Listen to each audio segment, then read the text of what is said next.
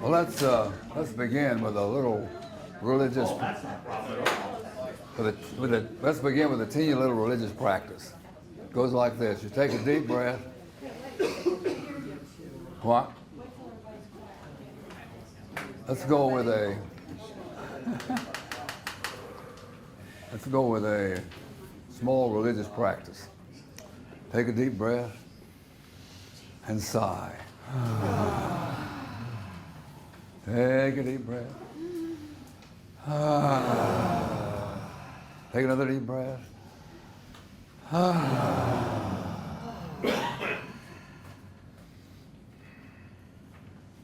And find at your sheet, at your place, a sheet that has two songs on it. Swing Low, We Sweet Chariot, and Deep River. And let's sing these, understanding that this is black music that has serious symbols in it, as was understood. These angels that are coming to carry me home across Jordan. And remember that Jordan is the river of death. Joshua was standing there ready to cross the river to conquer a place for themselves in the promised land, but there are people already occupying this place, and wars to be fought, and people to die. Crossing the River Jordan is a big-time choice. Swing low, sweet chariot, come forth to carry me home. Swing low, sweet chariot, come forth to carry me home. Well, I looked over Jordan, and what did I see? Come forth to carry me home. A band of angels coming after me. Come forth to carry me home. Swing low, sweet chariot, come forth to carry me home. Swing low, sweet chariot, come forth to carry me home. You see, this next song, many of us don't know, and it's a great bass solo. So I'm going to sing it, and if you can sing it along, do so, but don't worry, just listen. It's the words I'm interested in. It's this deep river Jordan that we're going to cross into this promised land, this campground on the other side that interests me. Deep river, my home is over Jordan. Deep river, Lord, I'm gonna cross over into campground. Oh, don't you want to go to that gospel feast, that promised land where all is peace? Deep river, my home is over Jordan. Deep river, Lord, I wanna cross over into campground. This tune, this song, these words capture some emotional tone of death and resurrection. You see, this Jordan River symbolically has a relationship with the cross, with passing through a death experience. a washing experience of your old eon, of your old personality, of your old cultural conditioning, of your old life. You're washed walking through this river, this Jordan River symbol. This deep, yes, this is a deep river. To campground on the other side. This is a symbol of resurrection, of what's left when you walk through the River Jordan, of what's left of your life when you died to your life. What you have is your life, your resurrected life. Now, death and resurrection are symbols that have had their better day in the culture, I would say, especially resurrection, but the cross too. I've seen whole books written on Christianity is a tragic religion. It just believes in death. Too much emphasis on the cross, dying, crucified, executed, non-criminal. I mean, what kind of story is this? So the cross has had its hard time as well, but resurrection, well, that's just incredible. Just must be superstition. Of course, this thinking of it as superstition begins with taking it literally in the first place, but since you already believe that there really was a body that came up out of the grave and walked around and ate fish, you think, my heavens, how did a superstition like that? It's downright foolishness. Even if it were plausible, what would have been done with it? Invite the psychedelic society to come investigate the matter and see what in the world really happened here, see what the protoplasm was, or I don't know. It sure wouldn't start a new religion, would it? I don't think so. And it's supposed to be good news. Supposed to be a gospel feast here. This is the revelation of the New Testament about the abyss of mystery and how the abyss of mystery loves us somehow. Jesus' baptism was his resurrection experience. The resurrection experience at the end of the Gospel of Mark is not an experience of Jesus. It's an experience of the disciples. The bodies that rose from the grave on Easter morning were the bodies of the disciples who saw in one another their Messiah, who saw in one another their Jesus. As Apostle Paul very clearly put it, we are in Christ, he says. Jesus had his resurrection in the Mark's Gospel in the first chapter. Before the story even begins, he goes to be baptized by John the Baptist. And when Jesus comes up out of the water, all kinds of hell break loose.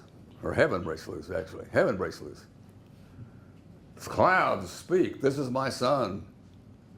Follow him. I'm very pleased with him." This is the resurrected man. And so watch this story, because you're watching what it looks like to be a real human being for the rest of the story. You're watching what kind of power you have as a real human being. You're watching what kind of life a real human being looks like in the rest of the story. The disciples are pictured in this story as basically dumbbells. They're fictitious characters too. I mean, the whole story is fiction. I mean, I don't believe that Jesus himself is fiction. I believe there was such a man. I think it's very probable that there was such a person. But as far as we know scientifically, we don't know a thing about Jesus. All we know about Jesus is what the disciples told us about Jesus having said or having done. And they weren't scientists. They weren't historical biographers. They were preachers of the good news. And preaching the good news was why and how they told the story. So finding out anything historically verifiable about this man Jesus, the scholars have found, about one page of notes that seem plausible that this was really historical data that you could begin to extrapolate and understand who Jesus was. And one of the biggest things we know is he went to John the Baptist for baptism. We do believe that happened. He didn't go to the Pharisees, he didn't go to the Sadducees, he didn't go to the Zealots and 17 other things he might have gone to, the Essenes. He didn't go there. He went to the River Jordan to have his life washed. That very likely happened. And when he came up out of the washing, he was so distraught with what this meant to be a human being in the midst of this inhumanity all around him, that he went to the desert, according to the story, for 40 days. He fasted and prayed.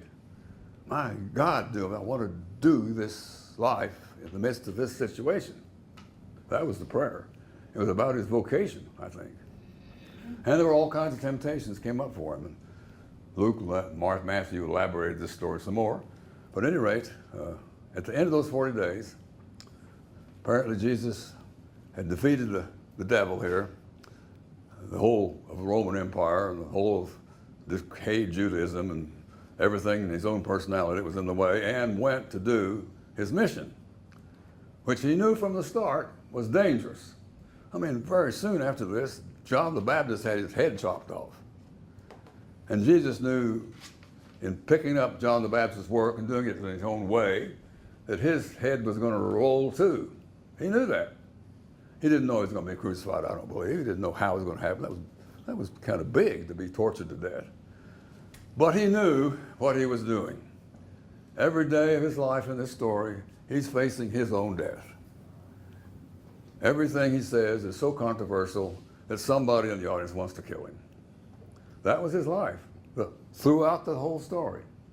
And nobody understood most of what he was doing.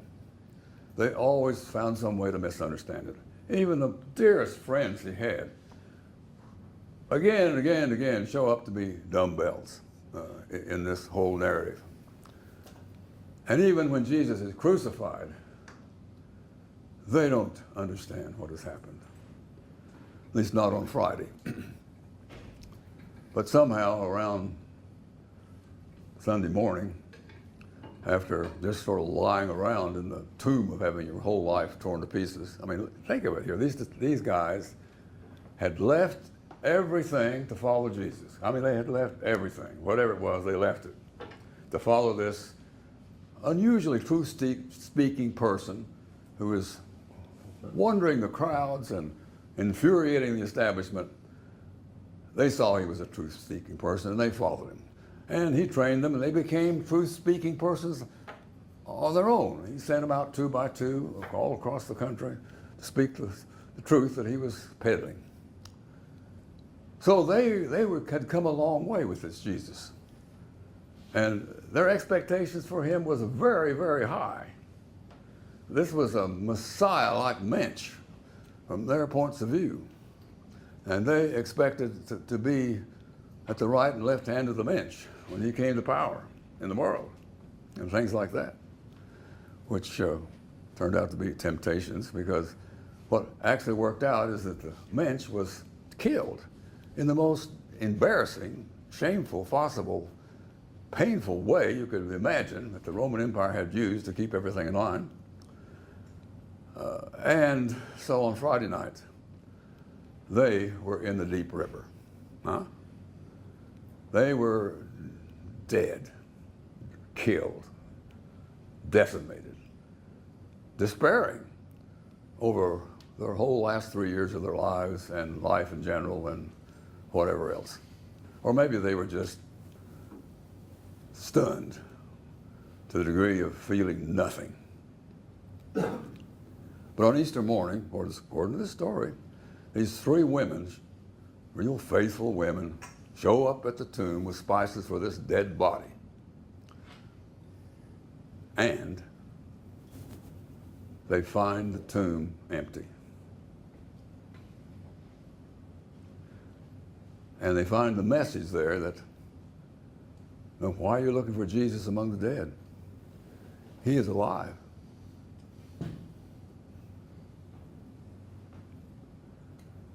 And they fled the tomb in terror. and said nothing to anyone. End of the Gospel of Mark. Now, why did they flee the tomb? I suppose resurrection was supposed to be good news.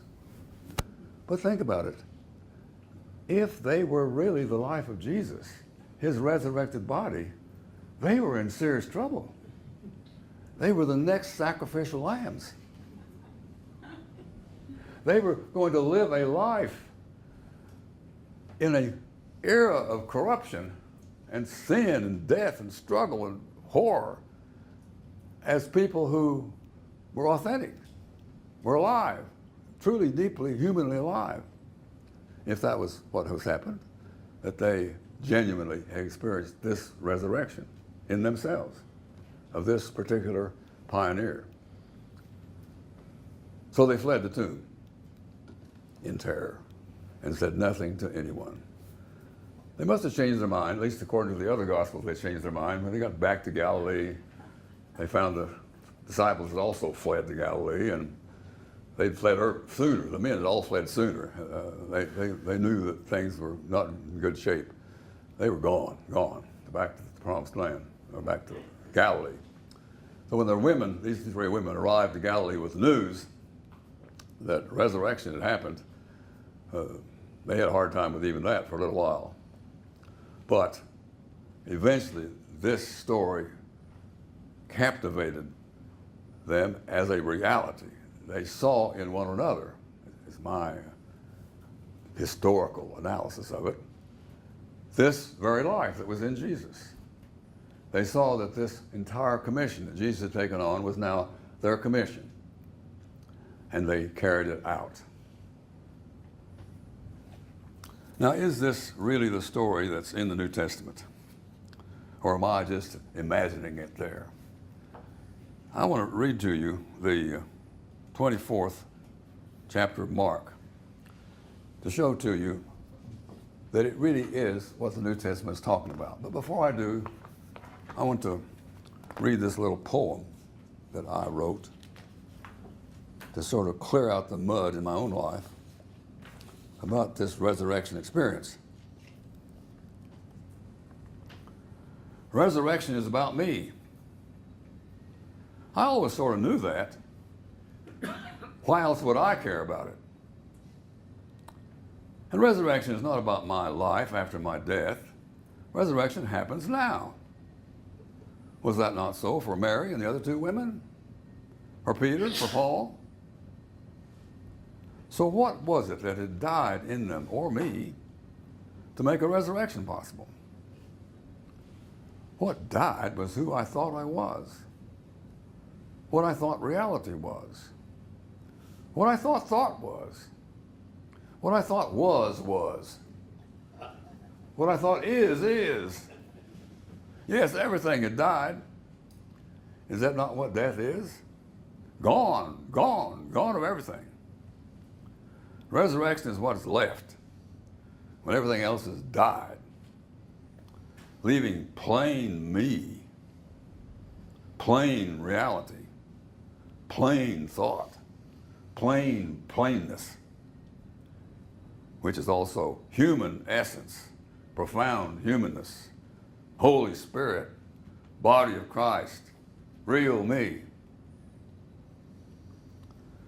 This grand gift is given only at the tomb. No wonder these women in Mark's narrative fled from the tomb in terror, saying nothing at all to anyone. So I want to read from the Gospel of Luke now, this 24th chapter. Mark. Luke this time. Okay. He misspoke when he said Mark before. Did I say Mark before? Well, this 24th chapter, some of you know almost by memory this part of the 24th chapter, the road to Emmaus. But it has to be read right and understood right to understand what's really being told in this story. So the women have already fled the tomb here. Then on the same day, we find two of them going off to Emmaus, a village about 7 miles from Jerusalem. As they went, they were deep in conversation about everything that had happened. While they were absorbed in their serious talk and discussion, Jesus himself approached and walked along with them. But something prevented them from recognizing him. Well, that's a curious line, isn't it? Then he spoke to them. What is all this discussion that you're having on your walk? They stopped, their faces drawn with misery.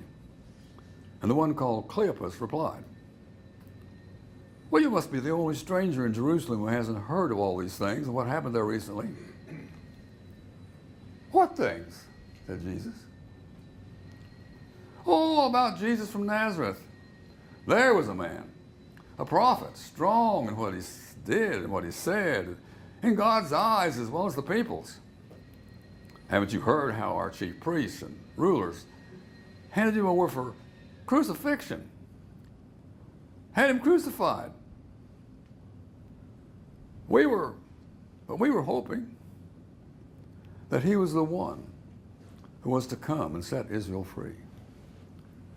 Now that is probably the saddest line in the whole of human history, or at least one of them. But we were hoping that he was the one who was to come and set Israel free. And of course, Mark has a little secret up, or Luke in this case, a little secret up his sleeve, that Luke really believes he did come and set Israel free, but not in anywhere close to what the disciples were expecting to happen. Then he himself spoke to them. Aren't you failing to understand and slow to believe in all that the prophets have said? Was it not inevitable that Christ should suffer like that and so find his glory? Then beginning with Moses. Moses had a tough life. And all the prophets, so did they. He explained to them everything in the scriptures that referred to himself, that is, referred to being the Christ person. And here is a very interesting line. Luke, again, has his smile in place. Then they were now approaching the village to which they were going. He, Jesus, gave the impression that he meant to go on further, but they stopped him with the words, do stay with us. It's nearly evening and soon the day will be over. So he went indoor to stay with them. Then it happened. While he was sitting at table with them, he took the loaf, gave thanks, broke it, and passed it to them. Their eyes opened wide, and they knew him. But he vanished from their sight. Now that's a horrible line. This figment of the great person was there at their table, and then he was not there at their table. In other words, they were seeing this in each other.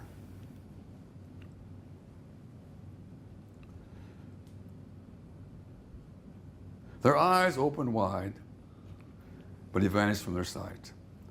Then they said to each other, weren't our hearts burning while he was with us on the road? And when he made the scriptures so plain to us. And they got to their feet without delay and turned back to Jerusalem, the city of death, which they had just walked 7 miles away from. They turned around at instant, without finishing their supper, and walked 7 miles back to Jerusalem and met their city of death and went on with their lives. Now that is the resurrection.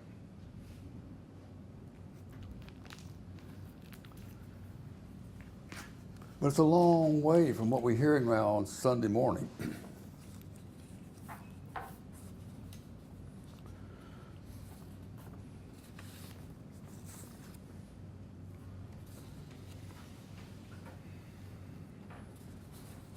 Oh, here, I got the wrong page. That's my problem. Well, this is my summary of the resurrection. The crucifixion was the death to everything they thought and expected. The death of their expectations had led them into the very life of Jesus. That is, into the authentic life. The life they were made for, the life they were skilled in fleeing. Now I want to talk about sin in a general way that Soren Kierkegaard helped us with. That sin is just a sickness. It is not a immorality. It is not a failure to live up to some law or some ideal. Sin is a sickness. It's being, according to Kierkegaard, sick unto death at the spirit level. Dying of cancer at the spirit level. Dying of heart trouble at the spirit level. Dying of whatever at the spirit level. It's a sickness unto death. That's what sin is. And it's caused by one thing and one thing only. And that is when you're out of touch with reality, when you've created for yourself a phantom reality that's more pleasant for you than the real reality, reality doesn't go away. Reality just keeps on being reality. And if you are intent on living in unreality, guess what? Reality is going to win. You are not going to defeat reality. And to realize that you're beginning to realize that you are not going to have your reality defeat the real reality, that emotionally and spiritually is felt with the category despair. And anytime you are feeling in despair, that is what's going on. That you, not reality, is in a problem state, sickness. And reality, which is just reality, is beating the shit out of your sickness, out of your delusions about life, of your escapes from life, about your unwillingness to be real. And that is causing you despair. Now Kierkegaard says, do you find despairing people in the world anywhere? He says that you find them everywhere. But he has to explain this in terms of the category of consciousness, he calls it. That there are many levels of consciousness about despair. And the first level he calls the immediate person. The immediate, by this vocabulary, means they're just present to the immediate situation. They have little or no inwardness. In fact, the sickest state of all is to be fully outward, have no inwardness, no awareness whatsoever of your despair. And Kierkegaard says that's the worst kind of sickness, where you're sick unto death and don't even have the inkling that you're sick unto death. That's bad. That's really bad. Nothing's going to happen to you. You're sunk in the worst place of all, is being completely unconscious of your inwardness, of your consciousness, of the sickness your conscience is in. Then the second level of immediacy is you have some inwardness. But this also is almost a comic character, as Kierkegaard talks about this character. It's like a person sitting in his living room in his easy chair, and his chimney starts smoking. So he simply gets up, turns down the vent, walks around the block until the smoke goes out of his living room. That's what this man is like. He has a little smoke about despair coming into his consciousness, but he thinks, just do something, and it will go away. It's nothing. It's really nothing. We'll just wait a while, let the air clean. Kierkegaard is a genius at how he talks about this, but I don't probably have a way to do it that well. But you get the idea. This man is still basically alive to just fitting into the external situation, to just living in the external survival mode and whatever, with very little inwards about this troubling sickness of despair. Second level, basic level of despair consciousness is the introverted person. Now, the introverted person knows that his self, is a spirit, and that this spirit is sick. That's what the introverted person knows. He knows he's despairing over his life. And it can come over many things. Yeah, the girlfriend rejected him, and so he just thinks, I'm no good. No girl's ever going to marry me. They all think I'm a dirt nerd. They all go to my best friend and he's just got some reason why it's him is the problem, that he's despairing over the person that he is. He's a coward, he's whatever. He has all the kind of stories. But he's introverted. He tells nobody about this. It's just a secret. He doesn't want anybody else to know he's sick unto death in the interior being, so he doesn't tell anybody. Well, there is one pastor he might talk to, but he might take him too far, so he avoids that pastor.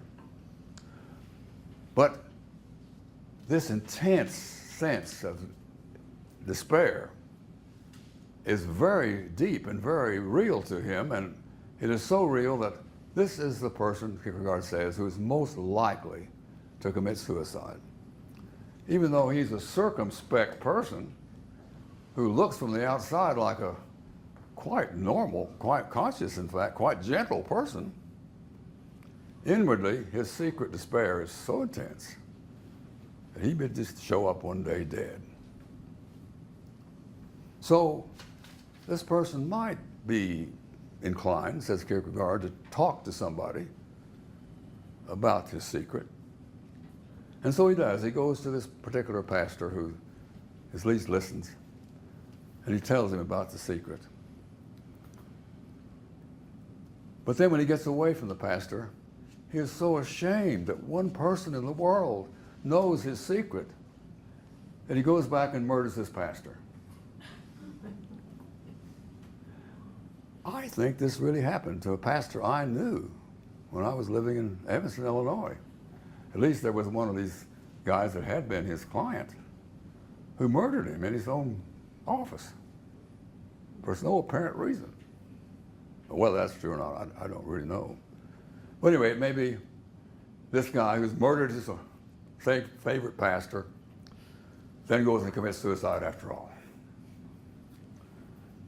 This is the tragedy of the circumspect, introverted despairer, according to Kierkegaard's fiction here. But he says not many people stay there very long, so this person is kind of rare. He either kills himself or does something else. And there's something else, that's the first option, Kierkegaard calls plunging.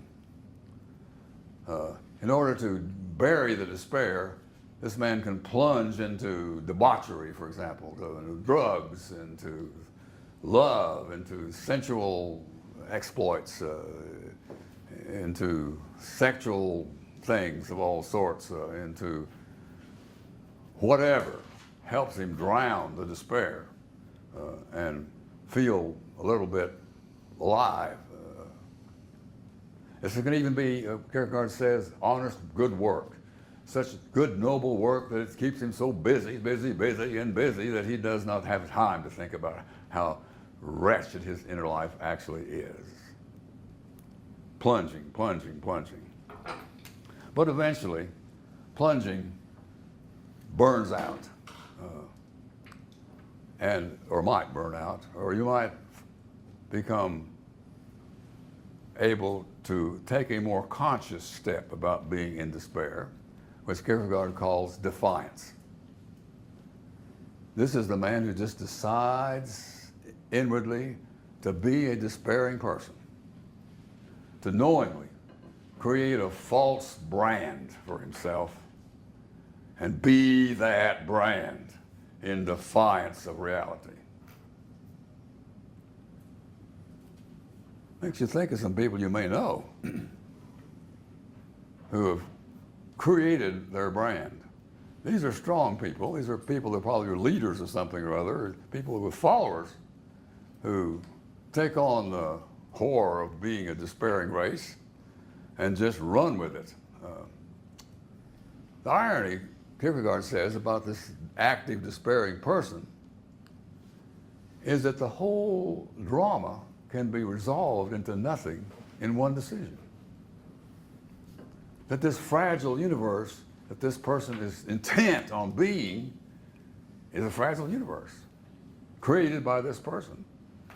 And all that has to happen for this person's entire life to go to nothing is just to admit that this is a game, that this is false, this is simply not so. But literature is filled with these people.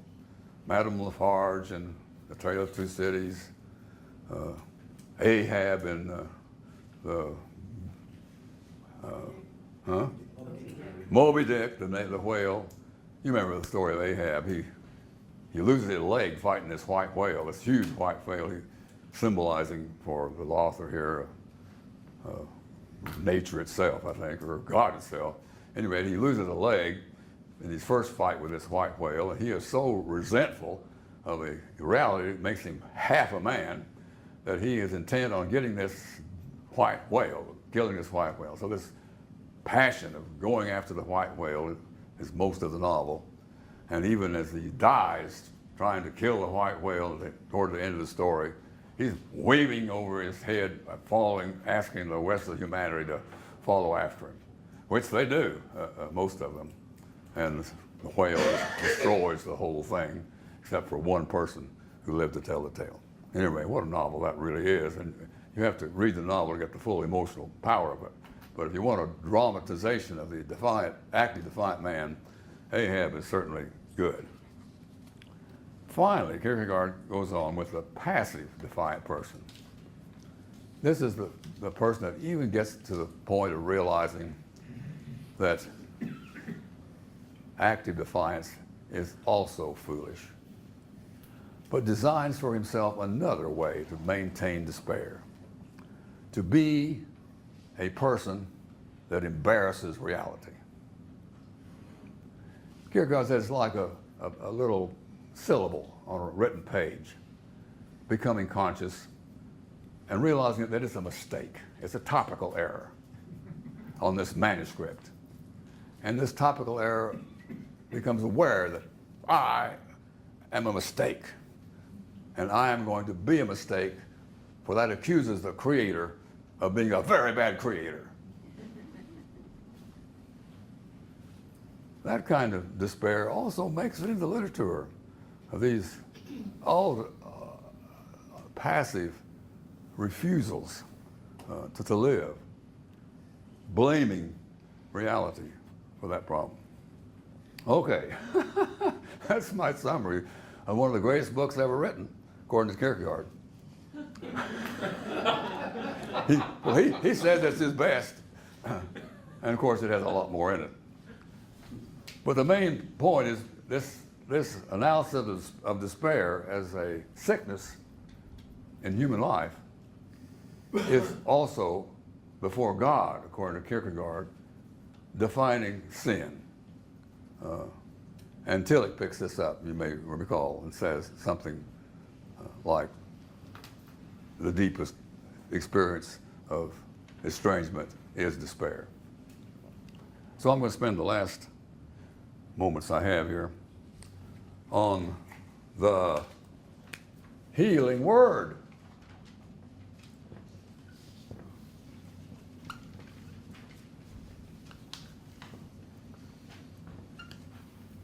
The Word of God is another way they put this, but I want to emphasize the healing over against the sickness. And it's a very important improvement in our theology to see sin as a sickness, like cancer, like heart trouble. You know, it's a tragedy in a person's life to be in despair. But there is a potion. There is a healing word for this sickness. And Joe Matthews helped talk about this with a chart that looks like this.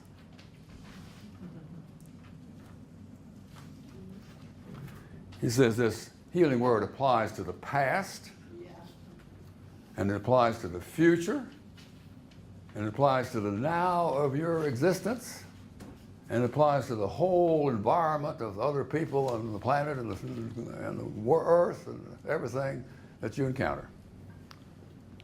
Let's start with the past. This word about the past is that it is approved.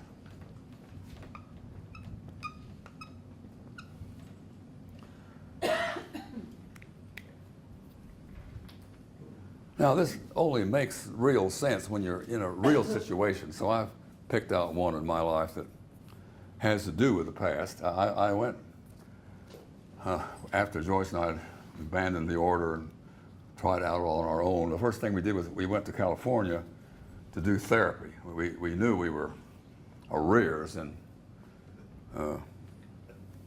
therapy and psychological knowledge, that we knew that the order didn't give us quite what we needed to take care of each other human beings, and our children. So we went to see if we could do something psychologically healing. And we went to this therapy community.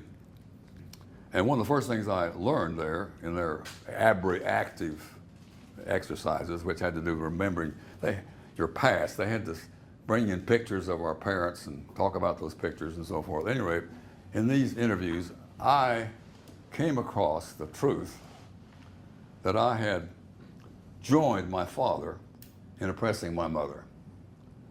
And that just was released, that idea, that insight was released with a whole flood of tears, and I wasn't a person that cried very much. My father was a fine man in many ways, a very strong person. I mean, a leader of a guy, an angry guy in some ways, but a funny guy in others. He had a wonderful sense of humor. One of his little jokes to get you warmed up to him was, he said, "Youth is a wonderful thing. It's just a shame to waste it on a bunch of kids." At any rate, you may not like that kind of humor,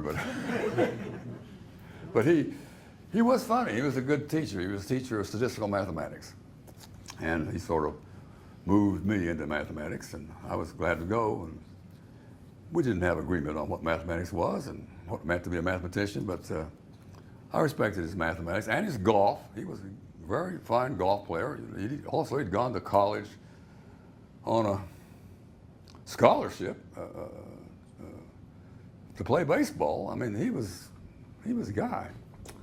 But he was a guy that lived out of his own authority and really understood me as sort of an aspect of his own body, I think. So when I was asked to do the hedges, it was never any reference to whether I wanted to do the hedges or whether I was going to decide to do the hedges. It was just I was going to do the hedges.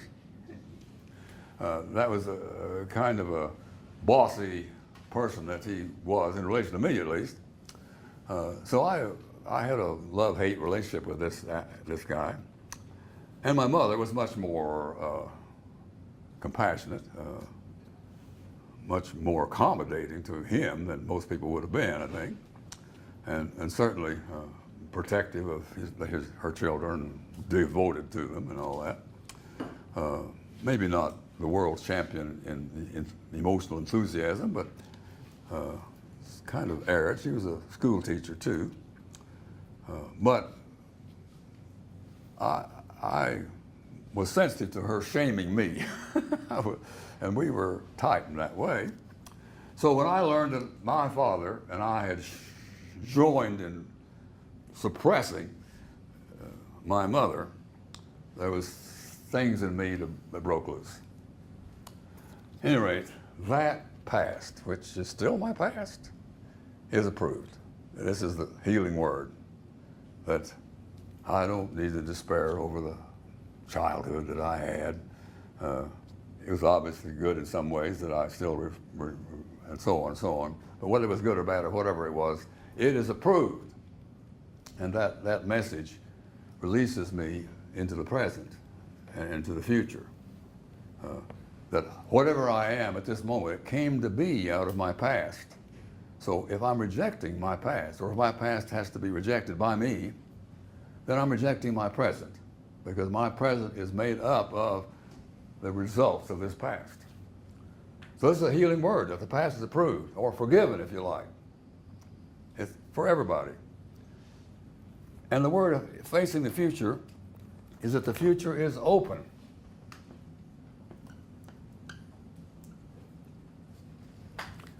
That a fresh start is being given in this moment for your life.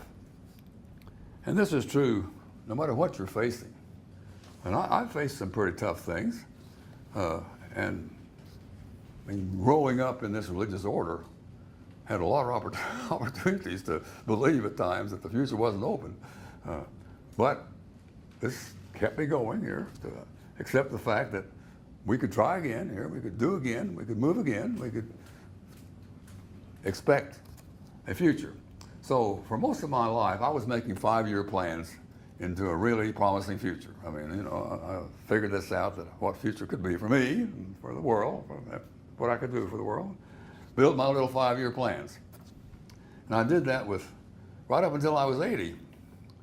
I built my last 5-year plan, because when I finished that one, and now at 86, I realized that 5-year plans are getting a little harder to imagine. That my death may be built into this next 5-year plan somewhere, unexpectedly on any day now. My life expectancy is 4.4 years. Yes. No, I'm not sure I have that many. At any rate, being open to this future is challenging. And just to be open to what's happened to me in my extra innings is challenging. You know, just not having the, you know, I was an athlete. I was a basketball player in my 70s. I was a high jumper that jumped my height at one point. I mean, I was an energetic person. And now I couldn't jump over my own shoelaces. I mean, you know, I'm just down from that height a long ways. So all these little twicks are part of the future I'm going to have. My strength is not going to get better. Just hanging on to what I've got is a hopeful sort of thing. Now, a way this verse came to me, this word of healing came to me most recently, is a single little verse in the Gospel of Luke, where Jesus is hanging on the cross, and he says this is his last word: "Into thy hands I commend my spirit." Well, this strikes me as a very nice way to say that the future is open. That whatever is going to happen to me in the next 5 years, into thy hands I commend my consciousness. Whatever becomes of me, whatever becomes of my life, my books, my people, my friends, so on, whatever, into thy hands, into reality's hands, I commend my spirit. And this wound up reminding me of the Abraham and Isaac story. Abraham, in his old age, he and Sarah, were given Isaac.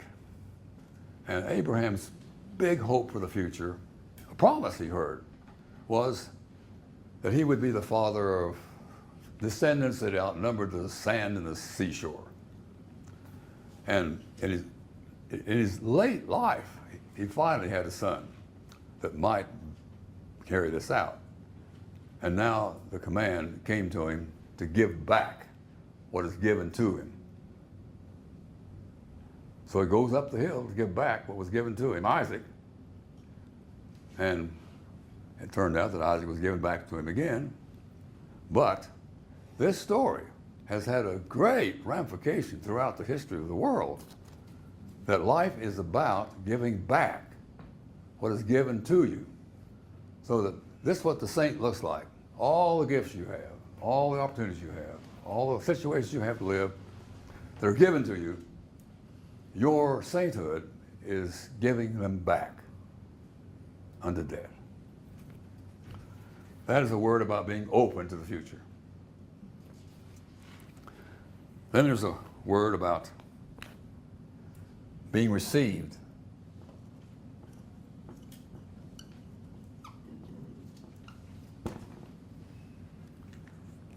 story I want to tell here is another one out of that therapy period, which is really kind of rough on me. We had these little therapy circles with one bold therapist in this little community of therapy, and we all talked in response to one another and so forth. But one day this therapist says to me, "Marshall, your problem is feelingless verbosity." What he was pointing to was that I was able to talk, all right, but I was talking around my feelings. I didn't have the facility to just say what I felt. Simple words like "I feel sad today" or "I don't know" was even a big thing for me at that time. And I didn't know a lot, so that would have been big, but I couldn't say things like "I don't know" or "I feel sad" or "I'm tired today" or anything simple and honest. I was stepping aside, making this theoretical analysis of what I might be thinking, and so forth. Anyway, he caught this and he called it feelingless verbosity. Well, in order to help me with this problem, he gave me the assignment in this group of only being able to speak in 5-word sentences. Well, you cannot say much in 5 words. I mean, "I feel very sad," that's about all you can do. So I hated it. I mean, I was a teacher, I was a spokesman, I was a big talker, and to talk in 5 words in this group of peers was embarrassing, to put it mildly.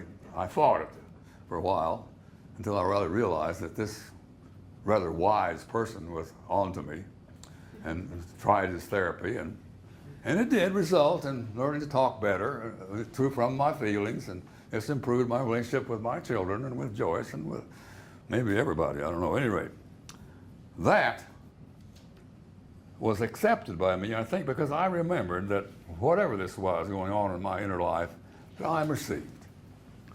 I'm received as a feelingless verbosity person.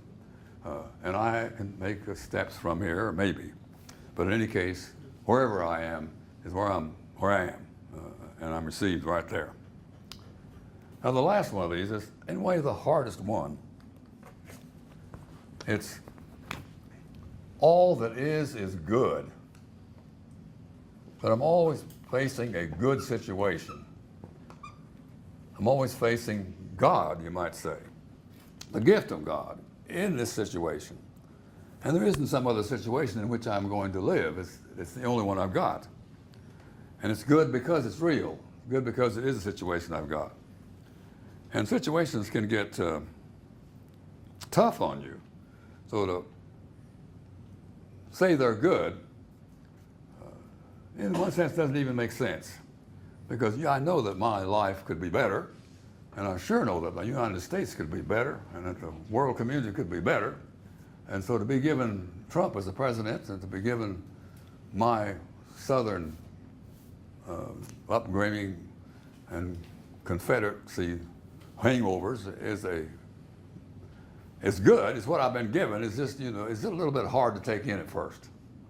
That this is the situation on my hand, and it's my assignment to live this situation, not some other situation. It's my good situation, that all that is good. All that is a gift from God. And this even has to do with facing a stop sign. Joyce and I have a joke. When we come up to a stop sign and we have to stop, we blame God. And when we get a green light, we say, "Thank you, God." Well, that's kind of silly in a way, because we know what stop signs are and why they do it, but events in your life are like that. You're saying yes or no. So no matter what's happening to you, you're facing a gift of God. And that's what it means to say life is good, or my life is good, or what I'm facing is faithful. Let me tell you one story, and I'll be through with this talk. I was, as a dean of the academy, assigned to go do an 8-week academy in Australia and leave the Chicago Academy to my friend, John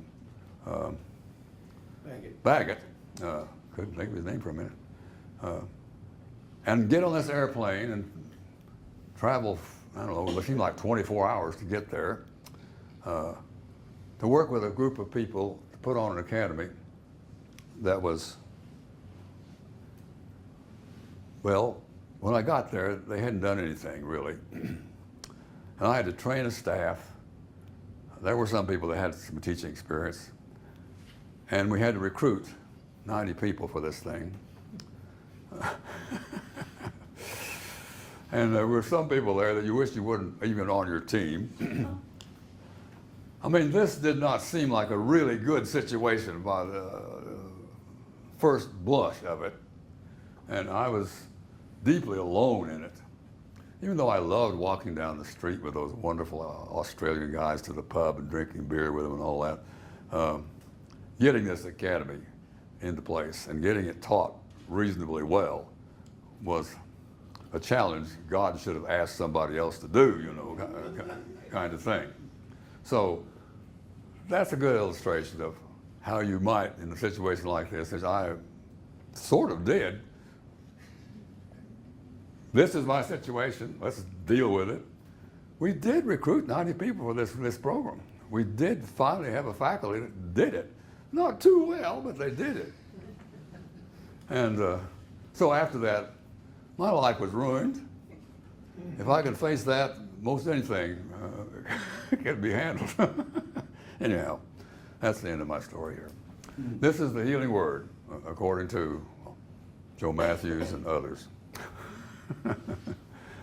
What questions do you have? Tell a story where you failed and it's good. Don't make a happy ending. Give me a story where you failed. And Okay, here's one. I was standing in line at the movie theater,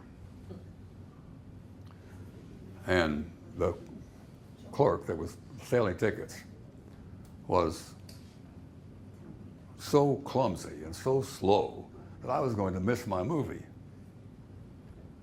So I said something about this left-handed person in that booth. And the two people standing next to me in this line just bawled me out for cursing left-handed people. Now that was a silly thing to do, embarrassing thing to do, but I didn't do it again. My life is received. I marched on. Does that answer your question? Very helpful. Well, It's probably a good lesson. yeah. Yeah. To me, this has always been an event that happened. I haven't heard you use that word.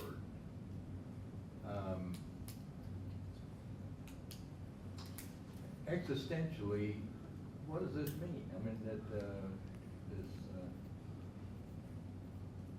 Well, as we're going to look at in the coming seminar or workshop, grace is seeing the real situation of your life here, the actual despair of your life. That's point one. Point two is hearing this word of healing. And point three is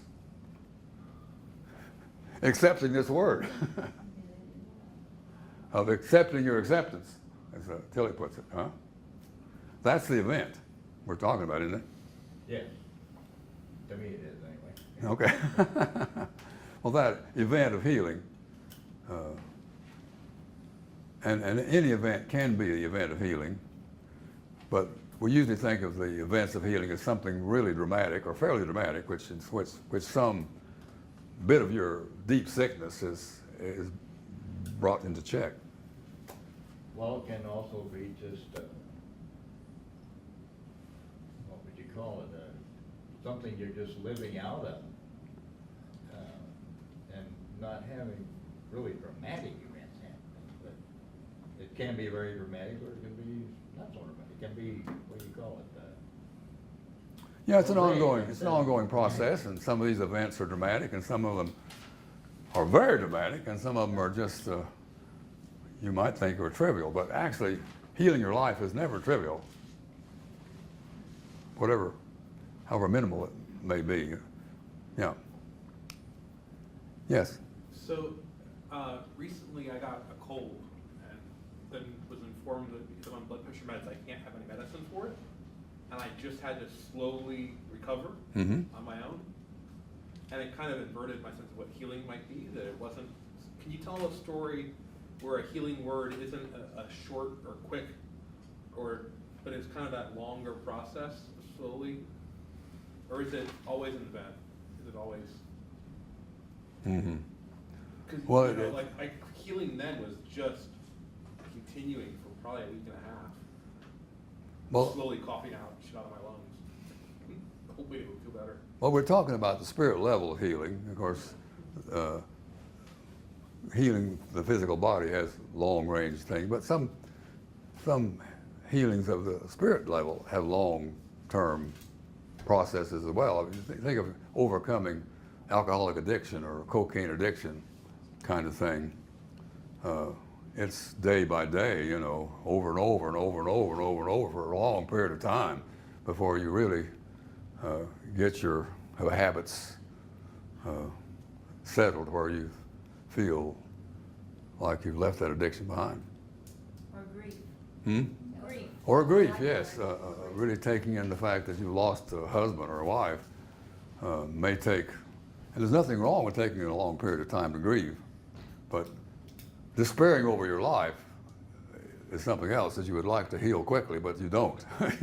you take time to get back to the abundance of life. But isn't it the case that this healing word and your response to it only ever happens now? Right. And only ever happens, as Ben said earlier, it's yes or no, and it's always now. So in that sense, it's not gradual. Yeah. It's, as Kierkegaard said, repeated. You know, but that's not the same thing as a gradual healing. Healing always happens now, or it doesn't. Yeah. It happens now, in a twinkling of an eye. But what happens is you bridge, as Tilly put it, you make a bridge over sin. Well, there's a lot of other potential happenings still left to do. So you may have some more healing of some more sin, and some more healing of some more sin. And in fact, we are sinners saved by grace forever. We never get out of this drama. Let me ask a question that Helen would have asked. She's dying of cancer. Had cancer for 10 years. Her vocal cords have been cut in one of her operations. She can't talk. She can't eat. Fed through a feeding tube. Can't walk because the cancer's metastasized to her legs. All she can do is feel pain. Now she would say, how is that good? I want to ask that question on her behalf. Well, that How what, Ben? How would she say that is good? And I want to ask Jean that question on her behalf. yeah. Well, good has to be the word you're transforming here. I mean, of course, by any standard of what you would like or what the life you want or the life you may deserve, it's not good. But it is your situation. It is your choice even to end your life or go on. It's Well, in your what decision sense to be of made. the word is that good? That's my question, and I'm gonna keep asking. So, I don't mean to. Is the question good or bad? Or is the question there? The different? I think it's how am I going to relate to this? And to call it good is to say, okay, this is what I have to relate to. I'm asking Helen, for Helen, how does she decide that is good? That's, you don't have to deal with it, but that's the question I have in my life. Well, she doesn't have to decide that it's good by any criteria she knows or by any preference she has. If she feels what she feels, she feels what she feels. That's part of what the situation is. This good has to do with Joyce's thing, that you take charge of this situation as your situation. It's your gift of the ending of your life, and are you going to live that ending, expend that ending, or not? It's just an obedience is all it is. Or is it saying yes or no Mm-hmm. to the situation? I don't see, what choice does she have? Well, I think think the good here is a devotional word again. It's saying, I'm gonna love my life, whatever it is. This is your choice. You can love your life, or you can decide to hate it, or whatever, make believe you got a different life. This is what good means. It means to love the situation you've got, to me anyway. You know, and Jesus said to love your enemies. This comes up for me anyway, and that's what good is. All these evil people out there, I'm supposed to love them? Well, yes. And this is just another way of saying that the life that I have on my hands is good, no matter how evil I think these people are, or something like that. It's the word love is tricky in those senses. Yeah. Love does not mean like. Right. It does not mean want. Yeah. It does not mean content with. It's Yes. I'm assigned to die at some point. My life is going to be expended. I can expend it or not expend it. I can fight expending it, I can fight dying, or I can just realize that the gift of my life is to be expended and I have another 30 minutes to expend. Or I can rebel against having been so shortchanged or whatever other explanation I might have. Very simple we're talking about here. We're talking about the primal option that never is absent. So whether or not you're going to just be this situation, whatever it is, or rebel against it. Yeah. You know, I was thinking that She's had her hand up a Ben's, couple times. oh, I'm sorry. Oh, go ahead, Mary. Mary's been trying to talk a couple. Okay. Well, everyone has a hard time dying, Yeah. so, you're gonna be doing that, but no one has a choice of living, and the older you get, the more you think about your death. Mm-hmm. But most people don't die accepting it, Mm-hmm. unless, maybe they've had hospice or something. So, it's just another, grieving process, but it's not easy. Mm-hmm. True. Yes, somebody down here wanted to say something. Yeah, Ben, I really appreciate you holding this question really seriously. And I know it's not a throwaway or to make a point, it's really serious. I can't imagine how to answer how she did that or what she did. I would ask a little bit, I'm curious. My grandmother came to a point where she stopped wanting to eat. And she had to be tricked into eating. And eventually she caught on to all the tricks and she died. And she very clearly made a decision.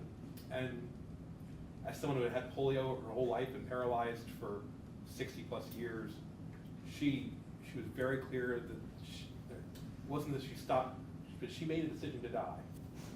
I can't be more blunt than that.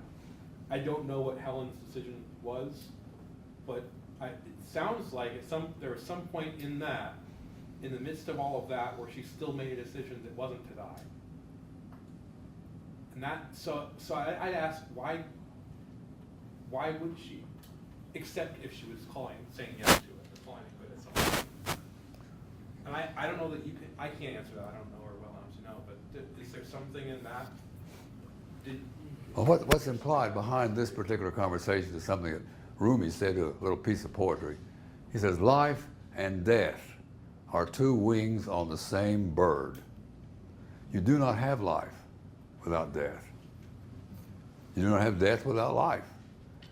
You can't fly without both of those words.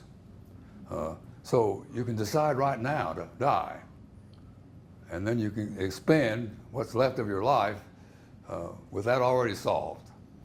That's what sainthood looks like in this environment. Yeah, Oh, we're back to John here. You got something, John? Didn't- Oh, okay. You know, in a sense of, you know, she's resurrected in you. You know, and at some point that, just to stir him into thy hands I commend my spirit. Mhm. She probably went through that. Right. But otherwise, death is a rotten deal. You know? Well, The other thing I wanted to know is, But- you were in the order for a long time. Everybody thought you were fantastic. You taught all these not everybody, classes. no. Okay, lots and lots of people, everybody was like this, and then you still needed therapy.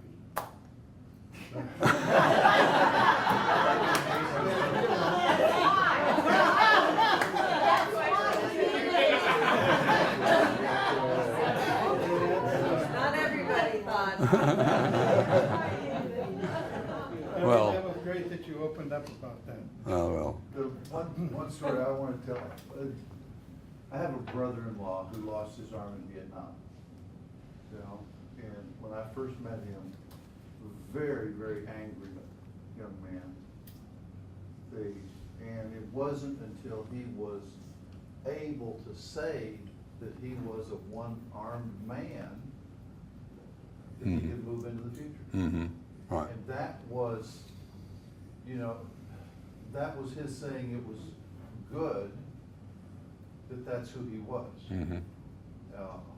And, you know, I don't think that's saying it's good is a comparison to good and bad. It's saying, this is who I am, Mhm. and I can be this person. Mhm. And that's hard to do, you know, for all of us. Yeah.